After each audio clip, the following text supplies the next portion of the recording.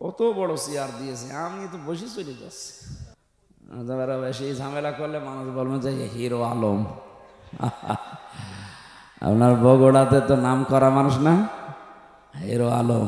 জনগণ লিখতেছে যে ফারুকি ভাইয়ের থেকে হিরো আলম অনেক ভালো আছে, সে পাওয়ার যোগ্য, কারণ কোনো রাইট নেই, অযোগ্যতা নেই। কারণ হিরো আলম রাজনীতির মাঠে কথা বলতে পারে, হিরো আলম যে কোনো বিপদে মানুষের পাশে দাঁড়াতে পারে।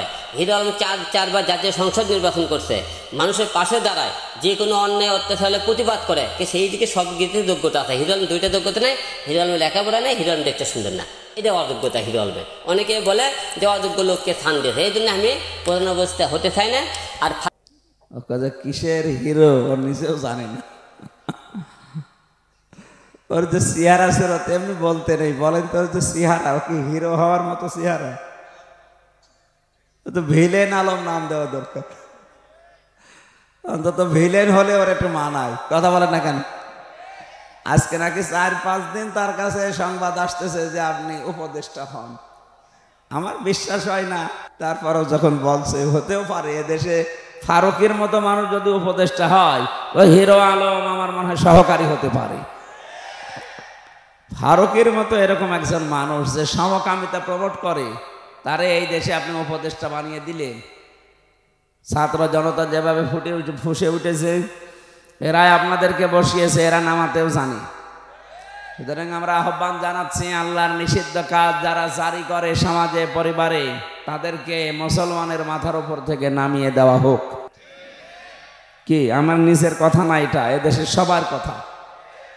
আমরা এমনি নামাজ রোজা পর্দা প্রশিদা কম করতে পারি, কিন্তু আল্লাহর বিরুদ্ধে গেলে সে বাবা হলেও আমাদের ছাড় নেই। ব্যক্তিগতভাবে তার সাথে আমার বিরোধ নেই, কিন্তু তার বউটা, বলেন তো, সে বউ দিয়ে সারা জীবন যা কামাই করছে, এ তো হালাল কামাই। বলেন না কেন? এদের পুরাটাই হারাম না? দেহ ছাড়া ওদের কি আছে বলেন? কিচ্ছু নেই। হয়তো গোয়ালন্দ ঘাটে অথবা যশোরে মেয়েরা ওপেন গোপনে দেহ ব্যবসা করে, আর এরা সিনেমার পর্দায় যা ঘটায়। পরকীয়া প্রেম কি করে করা লাগে, সমকামিতা প্রমোট করা লাগে, এগুলো তারা সিনেমা বানায় বসে বসে, এগুলো অভিনয় করার বউদেরকে দিয়ে। বলেন নাউজুবিল্লাহ। নবীজি বলেছেন আদ-দাজ্জালু লা ইয়াদখুলুল জান্নাহ। প্রিন্সিপাল সাহেব আছে এখানে, মোজাক্কার দিয়েছেন আল্লাহ। নবীজি বলেন আদ-দাজ্জালু লা ইয়াদখুলুল জান্নাহ। মহিলাকে বলা হয়নি, পুরুষকে। যেই পুরুষ তার নিজের মেয়ে, বউ, মা, বোন এদেরকে পর্দার ভেতরে রাখতে পারে না, সেই পুরুষ দাজ্জাল। কথা বলো না কেন? এই হিসাবে ফারুকি সাহেব যে দাজ্জাল, ফতোয়া আর কারো লাগবে? একটা দাজ্জাল মানুষ 96% মুসলমানের মাথার উপরে থাকবে, কোন কারণে বলেন? আশা করছি আমরা খুব তাড়াতাড়ি তাকে যেন নামিয়ে ওই জায়গায় একজন আলেমকে নিয়োগ দেন। সংস্কৃতি ইসলামের ভেতরে নেই তা না, এটা একটা ইবাদত। অনেক ইবাদত আছে সংস্কৃতির ভেতরে, আপনি ওখানে এই নেই। আমার মনে হয় এদেশে যারা নাম করা জ্ঞানী আলেম আছে, প্রসিদ্ধ আলেম আছে, এদেরকে আপনি ওই জায়গায় দায়িত্ব দিন, তাহলে এদেশের মানুষের আপত্তি থাকবে না।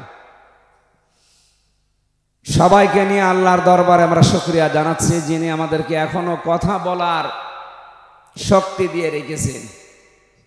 জবান খুলে বলেন আলহামদুলিল্লাহ। আন আব্বাস রাদিয়াল্লাহু তাআলা আনহু قال قال النبي صلى الله عليه وسلم من ذاق طعم الإيمان من رضي بالله ربا وبالإسلام دينا وبمحمد صلى الله عليه وسلم نبيا ورسولا رواه مسلم وما زادهم إلا إيمانا وتسليما اللهم صل على محمد وآله وصحبه وبارك وسلم। আলহামদুলিল্লাহ। বগুড়া জেলার গাবতলী থানার অন্তর্গত পুরাতন কর্ণীপাড়া মাদ্রাসা ময়দানে তাফসীরুল কোরআন মাহফিলের স্বনামধন্য সভাপতি বিশিষ্ট আলেমে দিন ডোমনপুকুর আমিনিয়া কামিল মাদ্রাসা শাহজাহানপুর বগুড়ার সম্মানিত অধ্যক্ষ, হাজারো আলেমের ওস্তাদ, আপনাদের এলাকার সন্তান আলহাজ মাওলানা ইসমাইল হোসেন দামাত বারকাতুহুমুল আলিয়া, হজরতের এখানে আমার আলোচনা আছে 28শে ফেব্রুয়ারি, না 28শে ফেব্রুয়ারি। আপনারা এরকম রাত 10টার পরে তুলবেন নাকি? গত বছরে জেল থেকে বের হওয়ার পরে ওনাদের ওখানে মাহফিল একটা ছিল। ওই দিন মাওলানা আব্দুল বারী রশিদি ভাই বলে একজন আছে, বগুড়ার জামাই, নাটোরে বাড়ি। উনি এই গাবতলিতে কোন জায়গায় যেন একটা অনুষ্ঠান নিয়েছিল। ওই সময়ের তৎকালীন যে ওসি ছিল, জালেমদের কথা মতো আমার মাঠের ভেতরে 2 কিলোমিটার দাঁড়িয়েছে। এই যে কাদা পানি, স্যান্ডেল ম্যান্ডেল কোথায় আছে আল্লাহ জানে। এরপরে ওখান থেকে ডোমনপুকুরে প্রায় রাত 10টা 11টা বেজে যাচ্ছে, বারবার কল আসছিল। একজন আমাকে বলছে ওখানে গেলে পুলিশ চারিদিকে ঘিরে রেখেছে গোয়েন্দারা, আপনি যেন না। কি রাজনা, কি একটা লোক যেন। তো যাই হোক, সে গত বছরে আমি ওইটা শেষ করে ওখানে যাওয়ার কথা ছিল রাত 9:30টায়, কিন্তু যেতে দেয়নি জালেমরা। সে ওসিকে আমি খুঁজছি, পাচ্ছি না, যে কোথায় আছে। শুনলাম নাকি কক্সবাজারে। যেখানে আছেন আপনাকে আমার ছাড় দেওয়া হবে না। আপনি কোরআনে কারিমের এই অনুষ্ঠান করার কারণে সেদিন যা কষ্ট দিয়েছে আপনারে, আমি 12টা বাজাবো ইনশাআল্লাহ। আমার হাতে যা আছে আমি তা খরচ করব। আপনি ওই দিন অতি উৎসাহী হয়ে যা করেছিলেন একজন আলেমের সাথে, আপনার ক্ষমা নেই। আমি হজরতকে আহ্বান জানাচ্ছি, অধ্যক্ষ সাহেব আপনি রাত 9টায় আমারে তুলে দেবেন ইনশাল্লাহ। না, কথা দেওয়া লাগবে। আমি ওই দিন তো আর মাহফিল নেইনি, আপনার একটাই মাহফিল। 9টায় তুলে দেবেন, এরা 7টায় এসে বসে থাকে। আর আপনার এই মাদ্রাসা, এতিমখানা, হাফিজি মাদ্রাসা, মসজিদ, এদের কারণে তুলতে তুলতে রাত 10টা বাজে। অসুস্থতার পর থেকেই তো ডাক্তার বলছে 10টায় ঘুমিয়ে পড়বেন, 10টায় ঘুমিয়ে পড়বেন, নাই কিন্তু আবার ওই রোগ বেড়ে যাবে। আপনারাই তো আমার মেরে ফেলা ধান্দায় আছে। জালেমরা তো চেষ্টা করেছিল, পারে নাই, যাই বাঁচিয়ে দিয়েছে আল্লাহ। এখন আপনারা মারি ফেলবেন। এটা রেকর্ড হচ্ছে, সারা দেশে ছড়িয়ে দেবেন তো। কালকে যেন আমি শুনতে পাই, যেখানে যেখানে আমার মাহফিল নেওয়া আছে, রাত 10টার ভেতরে যদি শেষ করতে মাহফিল না পারে আমার এবছরে নেবেন না। আমি আগে সুস্থ হয়ে নিই, রওশনের সাদের মতো আগে শক্তিশালী হয়, তারপরে। ঠিক আছে? বলছেন না, তার মানে ও মহিলা যে শক্তিশালী না, আপনারা জানেন। আমি ওই রকম হতে চাই না। চোরা কি 64 বছরের একজন বৃদ্ধ যুবক আছে আমাদের দেশে, আমিরে জামাত ডাক্তার শফিকুর রহমান। 64 বছর বয়স লোকটার, বলে আমি এখনো যুবক, আমাকে কেউ বুড়ো বলবেন না। আমি ওই রকম অদম্য শক্তি চাচ্ছি, আল্লাহ যেন আমাকে ওনার মতো দিনের জন্য কষ্ট স্বীকার করার তৌফিক এবং সহ্য ধৈর্য দান করেন। এইটা করে আবার প্রিন্সিপালে বারবার আমিন বলবেন, উনি তুলবে রাত 11টায়। আমি রাত 9টায় উঠতে চাই, যেখানে তুলবেন। এখন 7টায় এশার নামাজ হয়ে যাচ্ছে, সর্বোচ্চ নয় 7:30টায় দ্বিতীয় বক্তা দিলে 8টা 8:30টায় তুলে দেওয়া যায়। সময়ের ব্যাপারে সেন্সিটিভ থাকা লাগবে। আমাদের কোনো জ্ঞানই নেই। এরা এই মাগরিবের পর থেকে যদি বসে থাকে, আপনি হিসাব করেন তো, ওদের মাজা না 1-1.5 ঘন্টা 2 ঘন্টা বসে থাকায় তাই কত কষ্ট। এখন এই যে 15-20 মিনিট পরে যদি উঠতে শুরু করে, কি বলবেন এখন? আমি তো উচিত কথা বলে দেব যে ওর মনে হয় না, থাক, ওইটা বলা যাচ্ছে।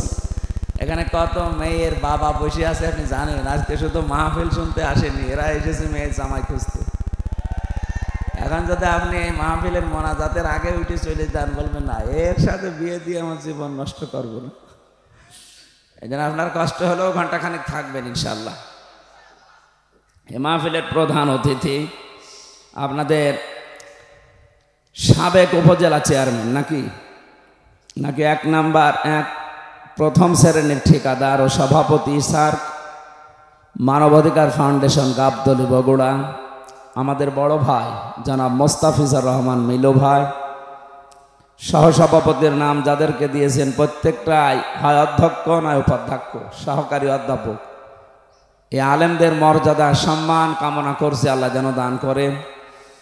যত মানুষের নাম দিয়েছেন এতে একটা একটা করে নাম পড়ে দোয়া করতে গেলে আমার মনে হয় আরো 15 মিনিট যাবে। আমরা সব বাদ দিয়ে দিলাম, একবারে দোয়া করলাম রাফা'না লাকা যিকরাক। ও আপনাদের রাগ হয়ে গেছে বলে আমিনও বলছেন না, বলেন আমিন। আলোচনা রেখেছেন মাওলানা হোসাইন আহমেদ, মাওলানা আব্দুল মজিদ দামাত বারকাতুহুমুল আলিয়া।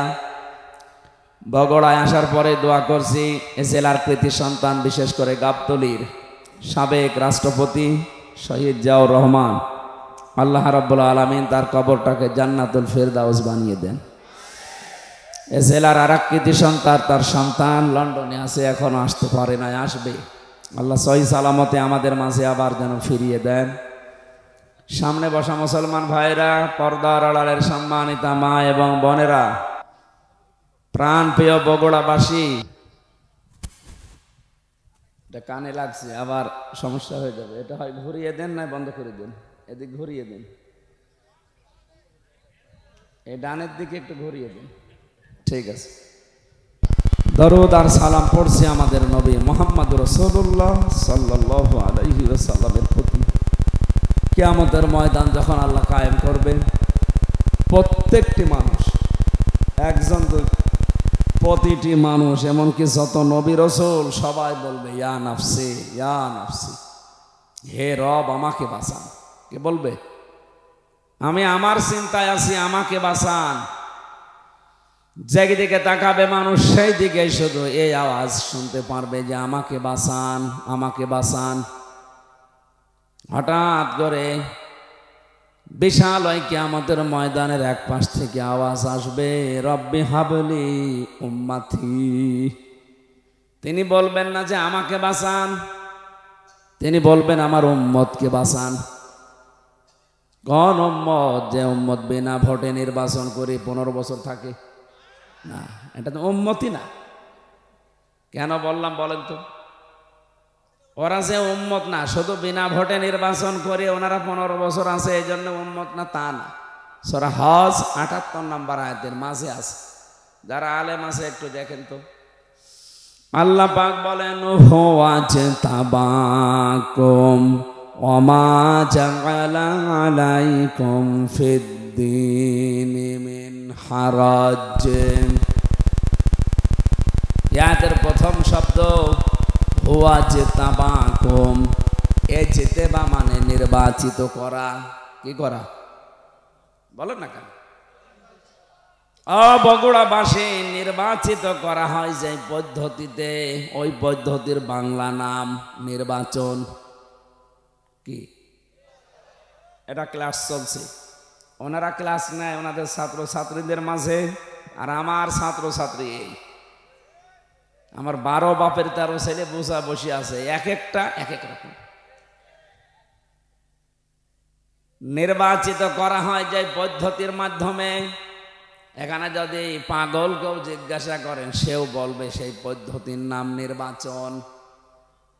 একটা বিবেক সম্পন্ন মানুষকে যদি বলেন এই 15.5 বছরে কোনো নির্বাচন এই দেশে হয়েছে, ও পাগলেও বলবে হয়নি। শয়তানকেও যদি বলেন ও বলবে হয়নি। শয়তানকে জিজ্ঞাসা করে দেখেন। এখন প্রশ্ন আসতে পারে শয়তান পাবো কোথায়? হ্যাঁ আছে, আমি একটা একটা করে কয়েকটা বলছি, গুণাগুণ দেখেন তো শয়তান আছে কিনা। আল্লাহ পাক বলেন ইন্নাল মুবাদ্দিরিনা কানু ইখওয়ানাশ শায়াতিন ওয়া কানাশ শাইতানু লিরাব্বিহি কাফুরা। আপনি নামাজ পড়েন না, শয়তানের ভাই, এ কথা কোরআন হাদিসে নেই। রোজা রাখেন না, শয়তানের ভাই, এ কথা কোরআন হাদিসে নেই। আপনি পর্দা করেন না, শয়তানের ভাই, এ কথা কোরআন হাদিসে পাইনি। কিন্তু কেউ যদি অপচয় করে সে শয়তানের ভাই। এ ঘোষণা কার? আল্লাহর। সূরা বানী ইসরাঈল আছে শয়তানের ভাই কি হয়? শয়তান। আমি যেমন মানুষ, আমার ভাই যে হবে সেও মানুষ হবে। কথা বলেন না কেন?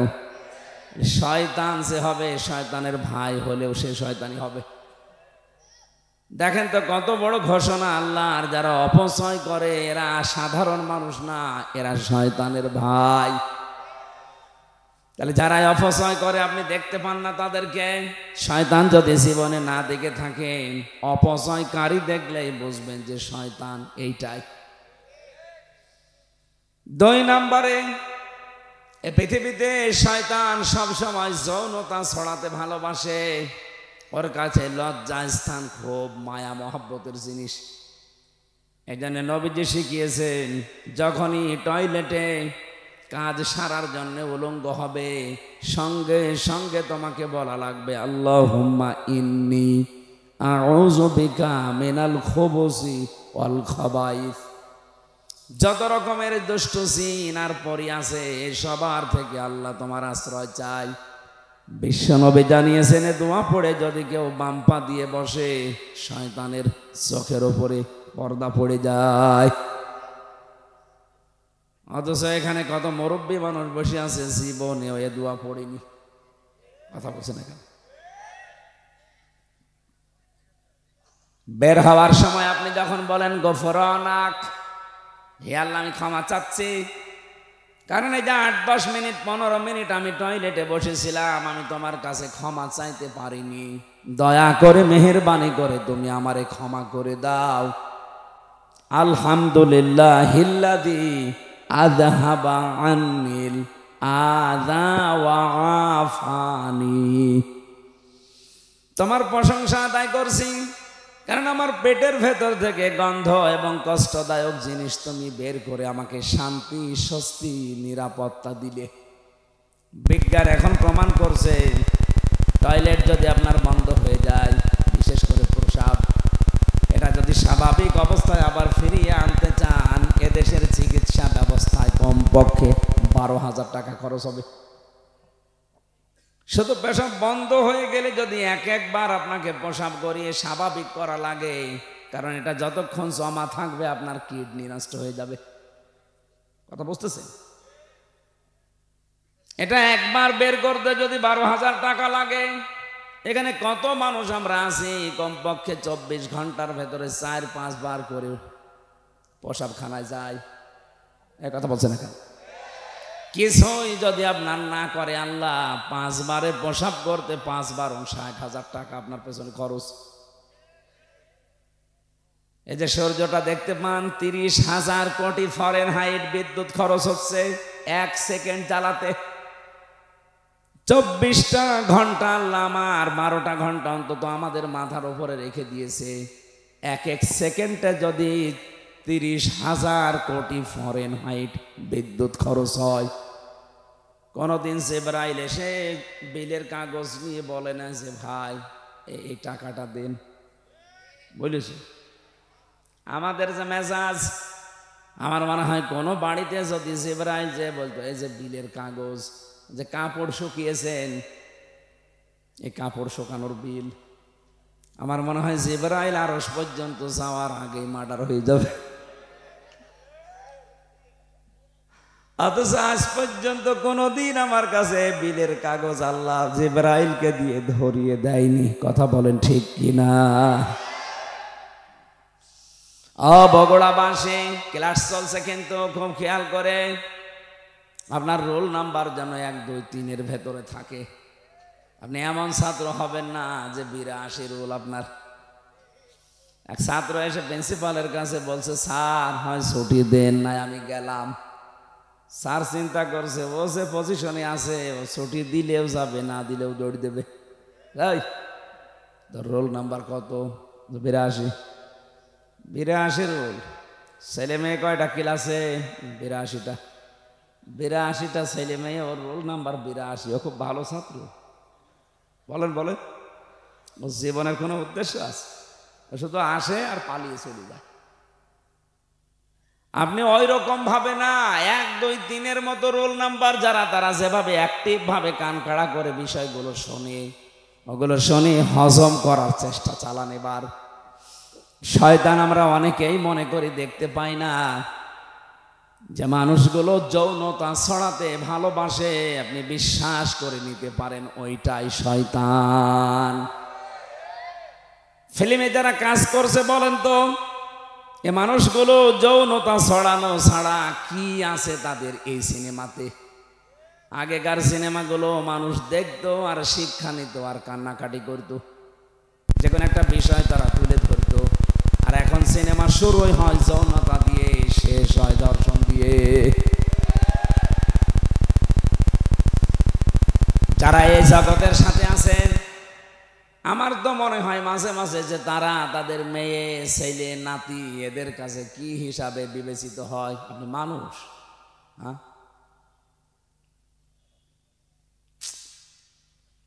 এই কাজগুলো যারা করছে আমি দেখতে পাচ্ছি গোপন একটা ষড়যন্ত্র করে এই মানুষগুলোকে আজ সামনে নিয়ে আসা হচ্ছে। আজকে একটা হিন্দু মহিলা স্ট্যাটাস দিয়েছে, ওর নাম আমি নিতে ঘৃণা করি, নাম নিলাম না, কুষ্টিয়াতে বাড়ি, না নামটা বলার দরকার নেই। এই মহিলা ঘোষণা দিয়েছে আপনারা দেখবেন কয়েক দিনের পরে সমকামিতা আনার জন্য নিজেরাই আন্দোলন করবেন। আমরা আপনার মতো অত পয়সা চাইনি, আমাদের রুচিবোধ আছে। আপনি তো মানুষ থেকে বিকৃত হয়ে গেছেন। হ্যাঁ, আল্লাহ আকর্ষণ দিয়েছে নারীর প্রতি পুরুষের, পুরুষের প্রতি নারীর। আপনি পুরা সিস্টেমই আল্লাহর পাল্টিয়ে দিয়েছেন। পুরুষে পুরুষে বিয়ে করবে, মহিলাতে মহিলায় বিয়ে করবে। বলেন নাউজুবিল্লাহ। শয়তান আছে না নেই? কোনটা? যেগুলো বলছি এগুলো হযরতে আদম এবং হাওয়া জান্নাত থেকে বের হয়ে যাক, এটা শয়তানের উদ্দেশ্য ছিল না।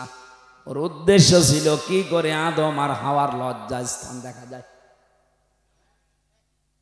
এজন্যও জান্নাতের মেন গেটে দাঁড়িয়ে ওয়াজ করেছিল, ওয়াকাসামাহুমা ইন্নী লাকুমা লামিনান নাসিহিন। হে হাওয়া, তোমার স্বামী কোথায়? তাকে বলো আমি আল্লাহর কসম দিয়ে বলছি আমি তোমাদের হিতাকাঙ্ক্ষী। আরামের জায়গায় বেশি দিন আল্লাহ তোমাদের রাখবে না। আমি গোপন ভিত্তিতে সংবাদ পেয়েছি, এখান থেকে তোমাদের আল্লাহ বের করে দেবে। হযরতে হাওয়া আলাইহিস সালাম জিজ্ঞাসা করেছিলেন কেন বের করে দেবে? যে কেন জানি না, তবে আমি গোপনে শুনেছি আল্লাহ বেশি দিন রাখবে না। ওই যে গাছের কাছে যাওয়া নিষেধ কেন? এইটার কারণে। যদি ওই গাছের কাছে যেতে পারো আর যদি ফলটা খেতে পারো, আমি কথা দিচ্ছি তোমাদেরকে, ওনার ঘোষণা আল্লাহ গোপন ভাবে পরামর্শ করে জানিয়েছে, ইল্লা আন তাকুনা মালাকাইনি আও তাকুনা মিনাল খালিদিন। যদি এই গাছের কাছে যেতে পারো আর ফল খেতে পারো, তোমরা চিরস্থায়ী হয়ে যাবে এই আরামের জান্নাতে। আমি এখান থেকে কয়েকটা শিক্ষা পেয়েছি তাফসীরে হাক্কারিতে। আদম আলাইহিস সালাম বাড়িতে মানে জান্নাতের ওই জায়গায় ছিলেন না, তিনি বাইরে ছিলেন। হাওয়া আলাইহিস সালামকে পেয়ে যে ওয়াজ করছে তার নাম শয়তান। বলেন না কেন? তার মানে শয়তান ওয়াজ করে। শয়তানের ওয়াজের ধরন একটা, প্রথমেই ও কথা বলার আগেই কেঁদে ফেলে। এটা শয়তানের ওয়াজের ধরন। ও জান্নাতের মেন গেটে দাঁড়িয়ে হযরতে হাওয়াকে যে ওয়াজ করবে, কথা বলার আগেই কেঁদে ফেলেছে। হাওয়া আলাইহিস সালাম বলেন আপনি কাঁদেন কেন? কান্না বন্ধ করেন, কি করবেন করেন। বলছে না, কাঁদি আমার জন্যে না, কাঁদি তোমাদের জন্যে। আপনি দেখেন আজ দুনিয়াতে, আমার তো নিজের চোখে দেখা, এই দেশে যারা শয়তান ছিল তারা দেখবেন কথা বলার আগেই কেঁদে ফেলত। আমাকে বেশি বললাম? আমার কেউ নেই বলে আগে কেঁদে ফেলে। তোর কেউ নেই, আমরা করবো কি?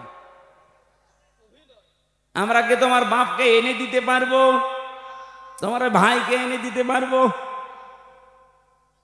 তোমার কেউ নেই বলে যে কান্নাকাটি শুরু করো, এ অভ্যাস তো শয়তানের।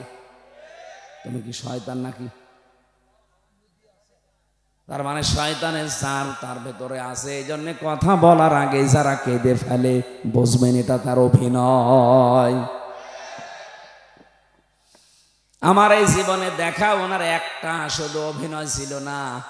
আগস্টের 5 তারিখের আগে যেই দিন চলে যাবে ওই দিন আর অভিনয় না, ওই দিন সত্যি কেঁদেছে। ওই দিন শুধু কেঁদেছে, বাকি জীবনটাই অভিনয়। কি মুখে যেটা বলতো ওইটা করতো না, যেটা বলতো না ওইটা করতো। সরঞ্জিৎ বাবু এজন্য বলেছিল বাঘে ধরলে ছাড়ে, উনি ধরলে ছাড়ে না। যে আমার জীবনে আমি নিজে পরীক্ষিত, আমারে যদি কোনো সলিমদ্দি ধরতো খুব বেশি হলেও 3 দিনের পর আমি বের হয়ে চলে আসতাম। ধৈর্যশীল তো উনি, কারণ মামলাটা 33 বারের উপরে উঠেছে আদালতে। বলে না হবে না, পারমিশন লাগবে। লাল কালি দিয়ে উনি নিজে সই করে বলেছে হবে না, যেদিন উনি বলবে সেই দিন হবে। নাই তো সে মামলা দিয়েছে, সাজা লাগিয়ে দিলেও সর্বোচ্চ 3 মাস। কত? আর আমার থাকা লাগলো বিনা কারণে 3 বছর। হযরতে হাওয়া বললেন আপনি কাঁদবেন না, আপনি ওয়াজ করেন। কি ওয়াজ করতে চান? হাওয়া আলাইহিস সালামের এই যে কথা বলার পরে ও দুর্বলতা খুঁজে পেয়েছে, এই তো আমার কথায় কাজ হবে। ডাক দিয়ে বলেছে দেখো গোপন ভিত্তিতে সংবাদ পেলাম এই আরামের জায়গায় নাকি তোমাদের রাখা হবে না। মেয়েদের জন্মগত একটা অভ্যাস আছে, ওরা যদি কোনো জায়গায় একবার শান্তি পেয়ে যায় জীবন চলে গেলে ওই জায়গা ছাড়তে চায় না। হ্যাঁ, এটা অভ্যাস হতো। ওরা যদি পরকীয়া প্রেমে একবার শান্তি পায় 2-3টা বাচ্চা ফেলে থুই আল্লাহর রাস্তায় চলে যাবে, কিছু মনেই করবে না। আপনি দেখেন না মাঝে মাঝে ওরা সেই কাজে একবার শান্তি পেয়ে যায়, জীবন চলে গেলেও মান সম্মান, কিসের মান সম্মান, ও গোল্লায় যাক ও যাবেই। এই জন্য একবার যদি মেয়েরা কোনো চেয়ারে বসে শান্তি পায়, আপনি কি হবে কি না হবে ওসব ভাবার চিন্তা তাদের নেই।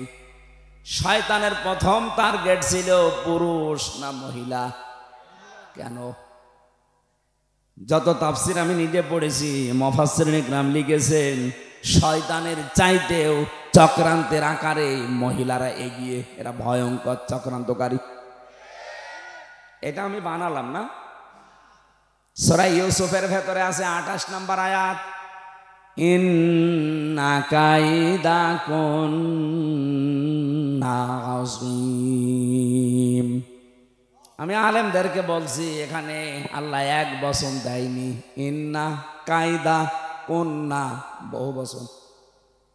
কি স্যার বহু বচন না কেন? জুলাইখা তো ওখানে একা, আয়াত জুলাইখার নামে নাজিল হচ্ছে। আল্লাহ কেন মাত্র শুধু জুলাইখার নামটা উচ্চারণ করলেন না? আর যদি নাও করবেন তো এক বচন দেবেন, বহু বচন দিলেন কেন? দিয়েছেন এই কারণে কিয়ামত পর্যন্ত পুরুষের ক্ষতিকারক জিনিস যারা, তাদের ভেতরে মহিলা 1 নাম্বার, আর এদের ষড়যন্ত্র বড় ভয়ঙ্কর। এই যে আসিম শব্দ আল্লাহ ব্যবহার করলেন, ইন্না কাইদাকুন্না আযীম।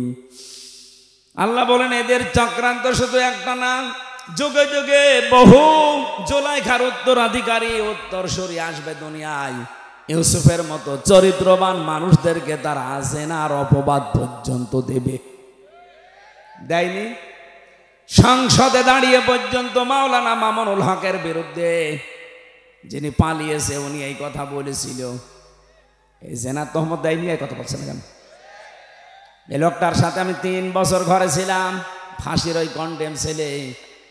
এ মানুষটার যে এখলাস, তার যে ইবাদত, তার যে চরিত্র যেন নষ্ট না হয়, এজন্য 3টা বিয়ে করেছে সে। অনেকে মনে করে 3-4টে বিয়ে করলে তার চরিত্র খারাপ। আরে শয়তান, তার চরিত্র ভালো রাখার জন্য তো বিয়ে করিস। তোর চরিত্র খারাপ এই জন্যই তো তুই হোটেলে যাস। কথা বলেন না কেন? চরিত্র খারাপ এই জন্যই তো তুই রাত কাটাস বাইরে বাইরে। এই বগুড়াতে যত আবাসিক হোটেল আছে আমি গ্যারান্টি দিচ্ছি, ঢাকার কথা বাদ, এটা বিভাগীয় শহরও না, আছে তো রংপুর, রাজশাহী, এটা একটা জেলা। এই জেলায় যত নাম করা হোটেল আছে আপনি যান, দেখবেন অনেক জেনা ব্যভিচার অলরেডি চলছে। উনি ওখানে গেলে ওনার চরিত্র ভালো হয়। আর শাইখুল হাদিস ইবনে শাইখুল হাদিস এই লোকটা নিজের বউ নিয়ে বেড়াতে গেছে, বলে জেনা করতে গেছে। এই চক্রান্তটা মহিলাদের, কাদের? মেয়েদের চক্রান্তে যদি কেউ ফেসে যায় একবার, তার জীবন যৌবন শেষ। এই যে আমি তার প্রমাণ। আমার এমন ভাবে ফাঁসিয়ে দিয়েছে, জীবনে ওই জঙ্গি না আমি শুনি নাই। অবগড়াবাসী, আমি যেটা বোঝাতে চেয়েছিলাম, হযরতে আদম আলাইহিস সালাম যখন আসলেন, ডাক দিয়ে চিন্তা ভাবনা তার মনের ভেতরে, ব্রেনের ভেতরে ঢুকিয়ে দিয়েছে শয়তান। এই আরামের জায়গায় যদি থাকতে চাও তাহলে ওই গন্ধম গাছের ফল খাও স্বামীকে করে। যখনই এসেছে বারবার পেছনে ঘরে কি করে বল, না ফল খাওয়া লাগবে। আল্লাহর নিষেধ। কেন নিষেধ তুমি জানো না? আমাদের একজন হিতাকাঙ্ক্ষী আছে এখানে, সে কসম দিয়ে আমাকে বলে গেছে, এটা সূরা আরাফের ভেতরে আছে, অকসামাহুমা ইন্নী লাকুমা লামিনান নাসিহিন। সে কসম দিয়ে বলে গেছে, আল্লাহর নামে কসম, যে আমরা যদি ওখানে যেতে পারি আর ওই ফল খেতে পারি, হয় আমরা এখানে চিরস্থায়ী হয়ে যাব, আমাদেরকে আর কোনো শক্তি বের করে দিতে পারবে না। বলেন নাউজুবিল্লাহ। আদম আলাইহিস সালামকে সঙ্গে নিয়ে যেভাবে হোক ফল খেয়েছে। দুইটা প্রতিক্রিয়া। এক নম্বরে প্রথম তার পোশাক খুলে পড়ে গেছে, দুই নম্বরে তার টয়লেটের প্রয়োজন দেখা দিয়েছে। যখনই পোশাক গলে পড়ে গেছে, ওই যে শয়তান গেটে দাঁড়িয়েছিল, প্রশ্ন আসতে পারে জান্নাতের গেট কি উন্মুক্ত? হ্যাঁ, এটা আমি জেলখানায় গিয়ে তাই আয়াতের তাফসীর বুঝেছি। কোরআনে কারিমে যেখানে আল্লাহ জাহান্নামের কথা দিয়েছেন, হাত্তা ইযা জাউহা ফুতিহাত আবওয়াবুহা ওয়াকাল ইলা আখিরি আয়াত। আল্লাহ পাক যখন বলেন যে জাহান্নামী মানুষদেরকে যখন জাহান্নামের গেটের সামনে নেওয়া হবে, এরপরে জাহান্নামের দরজা খুলে যাবে, ভেতরে প্রবেশ করিয়া আবার জাহান্নামের দরজা বন্ধ করে দেওয়া হবে। জাহান্নামে গেলেই দরজা বন্ধ, বের হতে চাইলে দরজা যেহেতু বন্ধ বের হতে পারবে না। আর জান্নাতের কথা যত জায়গায় পেয়েছি, দরজা বন্ধ এ কথা আমি পাইনি। আমি দুনিয়ার জেলখানার সাথে মিলিয়ে দেখেছি, যত বড় বড় অপরাধী হোক, জেলখানায় কাছে নিয়ে গেলে দরজা বন্ধ, যাবে ভেতরে খুলে আবার বন্ধ, 24 ঘন্টা তালা লাগানো থাকে। জেলখানার মেন গেটে তা থাকে না? বগুড়া জেলখানায় যান, 24 ঘন্টা মেন গেট তালা মারা, একজন দুইজন করে ওখানে সব সময় থাকে পাহারাদার। এটা জাহান্নামের বৈশিষ্ট্য, সব সময় বন্ধ থাকবে। আর জান্নাতের দরজা 24 ঘন্টা ওপেন থাকবে। আদম আলাইহিস সালাম আর হাওয়া আলাইহিস সালামের এই দুইটা প্রতিক্রিয়া যখন, শয়তান কিন্তু ওখান থেকে দেখার পরে তাকিয়েছে আর খিলখিল করে হাসতেছে। কারণ শয়তান যৌনতা দেখলে বেশি ভালো লাগে, ওর আনন্দ লাগে। বলেন নাউজুবিল্লাহ। আমি এ কথা বলার জন্য এ পর্যন্ত এসেছিলাম। আজ যারা নিজেদের যৌনাঙ্গগুলো উন্মুক্ত করে মানুষকে দেখাতে চান, এই মানুষগুলোর অন্তরের ভেতরে দুইটা জিনিস তৈরি হয়। যারা বৈধ জিনিস বাদ দিয়ে অবৈধ জিনিসের প্রতি চোখের নজর আর অন্তরের যে চোখ আছে, ফাইন্নাহা লা তা'মাল আবসার ওয়ালাকিন তা'মাল কুলুবুল্লাতী ফিস সুদূর। কলবের চোখ আছে, অন্তরের চক্ষু বলা হয় যেটা, চর্ম চোখ আর কলবের অন্তরের চোখ, এই দুইটা আমার আল্লাহ নষ্ট করে দেয় যারা বৈধ জিনিস বাদ দিয়ে বেশি বেশি অবৈধ জিনিস দেখে। আজ অনেক মানুষ আছে দেখবেন, নিজের স্ত্রী ভালো লাগে না, নিজের স্ত্রীর কাছে সময়ও দিতে চায় না, বাইরে উল্টা পাল্টা উলট পালট জিনিস দেখে, মোবাইল কম্পিউটার ল্যাপটপ টেলিভিশনে উলট পালট জিনিস দেখে ওর অন্তরের চক্ষু নষ্ট হয়ে গেছে, চর্ম চক্ষু খারাপ হয়ে গেছে। তখন আরে বৈধ জিনিস ভালো লাগে না। একটু গড়িয়ে দেন, এদিকে একটু হালকা দেন, দেন আর একটু দেন। থাক, একটু ঠান্ডা হয়ে যাক, আমার প্রেশার বেড়ে যাচ্ছে।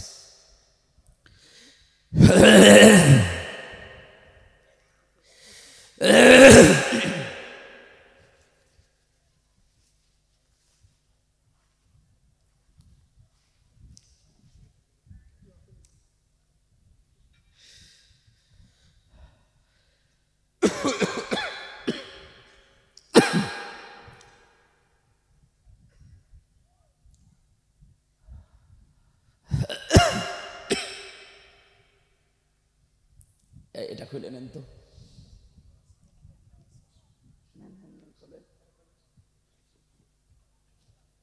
এখানে রাখেন।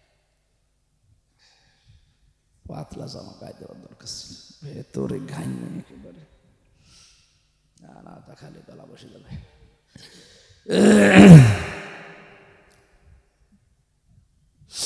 বগুড়াবাসী,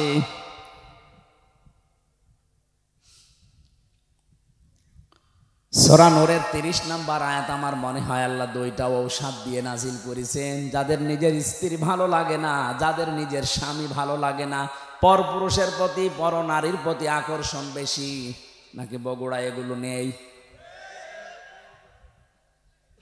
এগুলো যাদের বেশি তাদের দুইটা ঔষধ বলছি, এখন থেকে কাজে লাগাবেন। আমি নিজে সহ যত পুরুষ মানুষ আজকে এসেছি, আরে ভাই দুনিয়াটাই আমাদের সব না, আমাদের আর একটা জগৎ আছে। কথা বলে না কেন? হিন্দুদের মতো তো বিশ্বাস আমরা করি না যে আর একবার জন্ম নেব না, একবারই শেষ। সুতরাং এখান থেকে যে কোনো কায়দায় চোখ বন্ধ হয়ে গেলে এই যে জীবন বিশাল শুরু হয়ে যাচ্ছে, আর শেষ নেই। ওখানে যে যেন আমরা কেউ ধরা না পড়ি। অরবান তরবান লিআসহাবিল ইয়ামিন। আল্লাহ পাক এমন এমন সুন্দর জিনিস আমাদের জন্য রেখে দিয়েছেন, ওইটা পাওয়ার আকাঙ্ক্ষায়, আশঙ্কায়, ওইটা পাওয়ার জন্য আমরা আগ্রহ পেশ করার জন্য বলছি। দুইটা কাজ এখন থেকে আরম্ভ করবেন। পর নারীর প্রতি, এই যে যারা মোবাইলে কথা বললে আনন্দ পায়, এটা বন্ধ হয়ে যাবে। যারা উলঙ্গ নাচ দেখলে, অর্ধ উলঙ্গ মহিলা দেখলে যাদের আকর্ষণ বেড়ে যায়, এইটাও বন্ধ হয়ে যাবে সর্বোচ্চ 1 মাসে। আমি বেশি টার্গেট দিয়ে ফেললাম, 15 দিনও পারবেন। আজকে থেকে এখনই আমল করেন, দেখেন পরিবার একটা আলাদা শান্তি পাবেন। কোন সূরা বললাম? নূর। নূর বলেন বলেন। 30 নম্বর আয়াত, 18 নম্বর পারা, 12 নম্বর পৃষ্ঠা, 7 নম্বর লাইনে আছে, قل للمؤمنين يغضوا من أبصارهم ويحفظوا فروجهم ذلك أزكى لهم إن الله خبير بما يصنعون। বলেন আল্লাহু আকবার। আল্লাহ পাক বলেন, হে নবী আপনি মমিন মহিলাদেরকে, মমিন পুরুষদেরকে কথা বলে দেন, তারা যেন তাদের চক্ষুকে নিম্নগামী করে পরনারী থেকে। 2 নম্বরে তাদের লজ্জা স্থান থেকে তারা যেন হেফাজত করে রাখে, সংরক্ষণ করে, এটাকে যেন বাঁচিয়ে রাখে। যালিকা আযকা লাহুম, এইটাই তাদের জন্য পবিত্রতার বড় মাধ্যম। কে বলছেন? বলেন বলেন। যাদের নিজের স্ত্রীর প্রতি আকর্ষণ লাগে না, ভালো লাগে না, অনেক পুরুষকে আমি কথা বলতে শুনি, বিয়ের 2-3 বছর 5 বছর পার হওয়ার পরে বলে এক জিনিস আর কত কি করব। ওই মহিলাও যদি বলে আমি এক জিনিস আর কত কি করব, সংসার টিকবে? এই জন্যই তো পর্দার বিধান।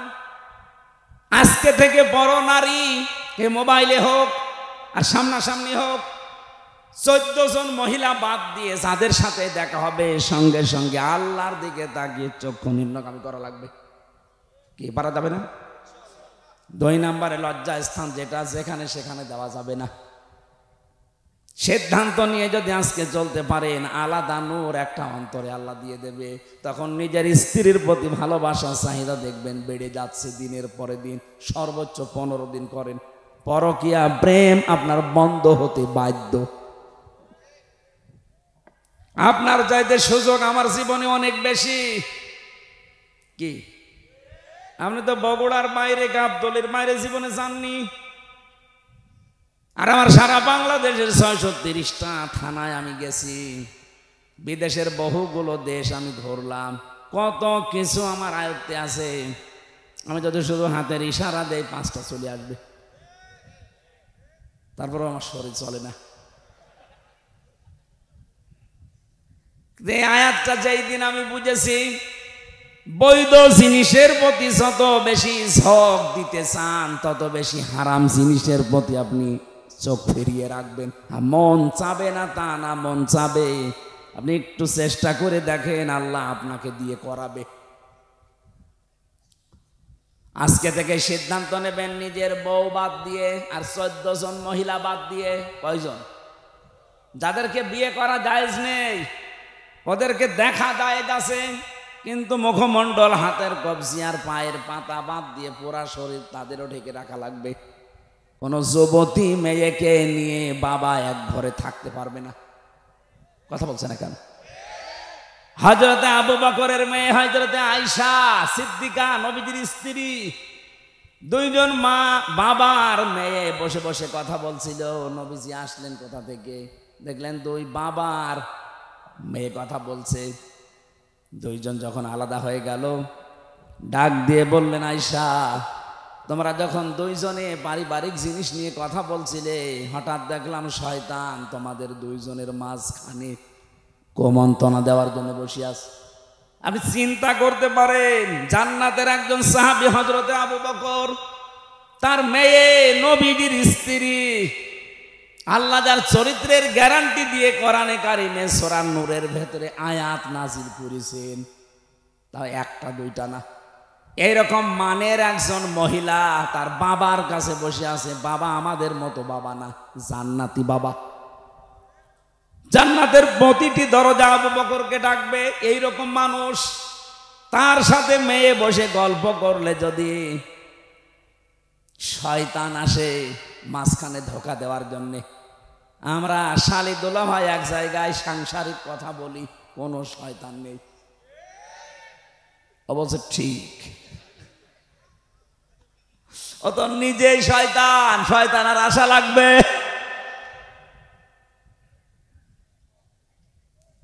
না, সাবধান থাকা লাগবে। এই ঔষধটা অ্যাপ্লাই করেন আজকে থেকে। নিষিদ্ধ জিনিস যেগুলো আছে, শুধু এই পরনারী না, মোবাইলে হোক, কম্পিউটারে হোক, বাইরে হোক, চক্ষু নিম্নগামী করে রাখবেন।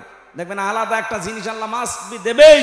2 নম্বরে আমাদের যে লজ্জা স্থান আছে, নারীদের নারী, পুরুষের পুরুষটা, এটা ঠিক করে রাখা লাগবে। মনে মনে করেন আমার তো মন চাই, আরে মন চাই না কার? মানুষকে এই মন দিয়ে আল্লাহ বানিয়েছেন। এই মনটা কন্ট্রোল করতে যে পারে সেই পরীক্ষায় পাশ করে। আর আপনিও যদি ডোনাল্ড ট্রাম্পের মতো বাবা শাহজালাল সব হালাল, তাহলে আপনাকে জান্নাতে দেবে আল্লাহ কোন কারণে? কথা বলে না কেন?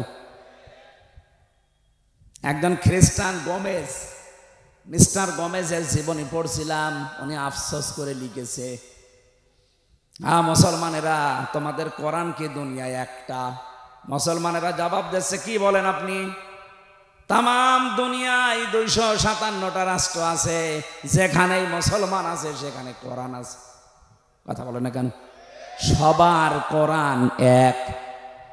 মিস্টার গোমেজ খ্রিস্টান, উনি বলছে, দেখেন আমি উপন্যাস পড়ার নাম করে কোরআনে কারিমের একটা তাফসীর পড়েছি, পুরাটা আমি শেষ করেছি।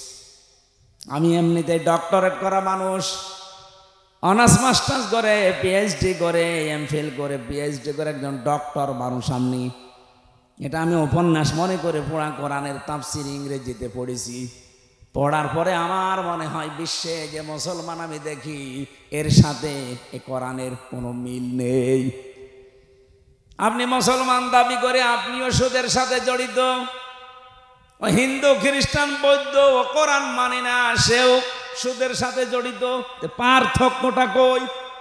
প্র্যাকটিক্যাল লাইফে যদি কিছু বাস্তবতা পার্থক্য করে দেখাতে না পারেন, ওরে আপনাকে জাহান্নামী মনে হয়, আর আপনি সুদ খেয়েও নিজেকে জান্নাতি মনে হয়। আল্লাহ কি এরকম অবিচারক নাকি? প্রশ্ন আসতে পারে, আমি লা ইলাহা ইল্লাল্লাহ পড়েছি। আরে বেটা, লা ইলাহা ইল্লাল্লাহ নাকি হিন্দুর মুখস্থ আছে? কি কথা বলেন এখানে? আমার দাদা মারা গেছে জেলখানায় থাকতে, উনি জীবিত অবস্থায় 18-19 সালে গল্পটা আমারে বলতেন যে স্বাধীনতার সময় একটা লোক, হিন্দু মানুষ, পাকিস্তানের ওই বাহিনী তাকে ধরার পরে বলছে তুই মুসলমান না অন্য জাতি? আমি মুসলমান। মুসলমান তাহলে কালেমা বল।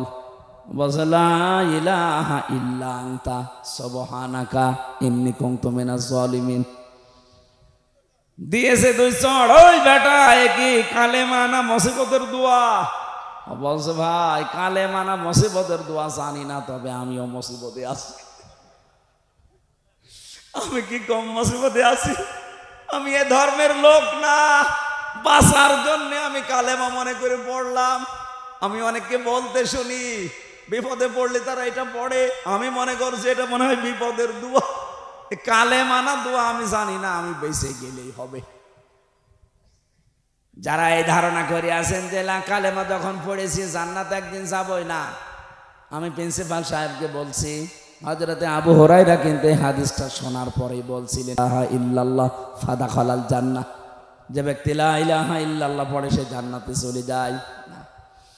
হযরতে ওমর বলেছিলেন হে নবী আপনি এই কথা বললেন? বলে হ্যাঁ। কিভাবে বললেন? মাঝখানে আপনি ফা শব্দ দিলেন কেন? বিশ্ব নবী বলেন ওমর এ ফায়ের ব্যাখ্যা আছে আইয়ুহাযির মা হারামাল্লাহ। কোন মানুষ যদি কালেমা পড়ে আর হালালকে হালাল জেনে আঁকড়িয়ে ধরে, হারামকে হারাম জানার পরে ছেড়ে দেয়, শুধু ওই লোকটাই কালেমা পড়ে জান্নাতে যাবে। বগুড়ার মুসলমানেরা, আমি যে কথার পরিচয় দিতে পর্যন্ত এসেছি, আরেকটু ঘুরিয়ে দেন, আবার সমস্যা হচ্ছে, আবার 5 মিনিট পরে দিয়ে।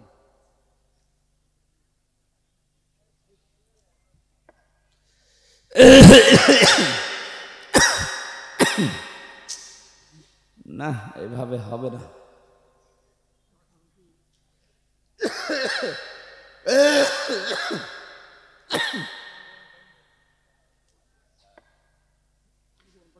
আরে ভাই ভেতরে নষ্ট হয়ে গেছে। কিসের গরম পানি, কিসের চা?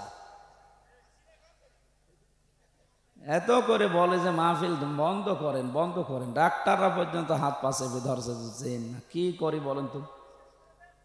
শেষ করে দিলাম। আল্লাহুম্মা আমিন।